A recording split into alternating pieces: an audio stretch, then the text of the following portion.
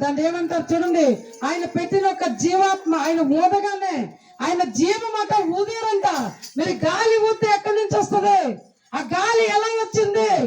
ఆ గాలి ఆయన ఊదిన వెంటనే మరి మట్టిని తీసి మరి బొమ్మను చేసి ఆ బొమ్మకి ఊదగానే ఆయనలోంచి వచ్చింది కాబట్టి జీవాత్మ అయింది. ఆ ఆత్మకి చావు లేదు, ఆ ఆత్మ బ్రతికే ఉంటది. ఆ ఆత్మ ఎక్కడ బ్రతుకుంటది? ఎంతవరకు బ్రతుకుంటది అంటే ప్రేమైన వాళ్ళరా చూడండి, దేవుడు అనంతుడట. ఆయన ఉన్నంత వరకు కూడా ఆ ఆత్మ యుగ యుగములు కూడా ఆయన యొక్క బ్రతికే ఉంటదట. ఆయన యొక్క మహిమ శరీరముతోనట. మీరు చక్కగా ఇక్కడున్న జీవితం మహా అయితే 70, అంతగా మించితే 80, దానికి మించి ఎవరు చూడండి. పాత వాళ్ళు ఉన్నారు మన మధ్యలో ఎప్పుడో. మరి వాళ్ళలాగా మనం ఉండాలంటే ఉండలేము. ఎందుకంటే ఆ తిల్లు వేరు, ఇప్పుడు తిల్లు వేరు. ఆ తిల్లు వేరు, ఇప్పుడు తింటున్న తిల్లు వేరు. కానీ అలాగే మనం ఉండాలంటే ఉండలేం ప్రియమైన వాళ్ళారా. కానీ చూడండి, కోరి తెచ్చుకుంటున్నాం కొన్ని. దేవుడు 2 మార్గాలు పెట్టాడు. ఒకటి మంచిది, ఒకటి చెడ్డది, ఒకటి జీవం, ఒకటి మరణం.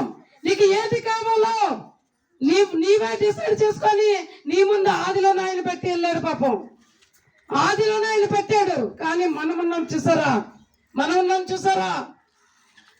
అనవసరమైన వెంపర్లాటకి, అనవసరమైన డంబాలకి, అనవసరమైన అట్లకి, గంజాయికి, సిగరెట్లకి, మత్తు మందులకి, ఇల్లీగల్ కాంట్రాక్ట్స్ కి, హల్లెలూయా, ఇల్లీగల్ కాంట్రాక్ట్స్ కి, లేనిపోయిన రిలేషన్స్ కి, లేనిపోయిన ప్రేమలకి, అర్థమైన వాటి కోసం తిరిగి మీ యొక్క మనసుని, ఒక శరీరాన్ని, ఆత్మని పాడు చేసుకున్నారు ప్రేమైన వాళ్ళరా.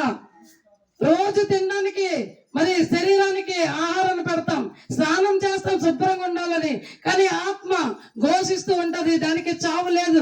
ఎప్పుడైనా ఆలోచించావు నీ ఆత్మ కోసం? ఎన్నాళ్ళు బ్రతుకుంటాం చూడండి. ఏమి మన వెనకాల రాదండి, మన వెనకాతలు ఏమీ రాదు.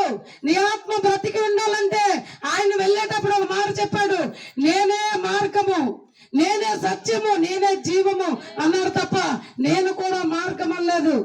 ఎవరైతే ఆయన మాటలు నమ్ముతారో, ఎవరైతే ఈ మాటలు నమ్మి అంగీకరిస్తారో వాళ్ళకి మాత్రమే నిత్య రాజ్యము.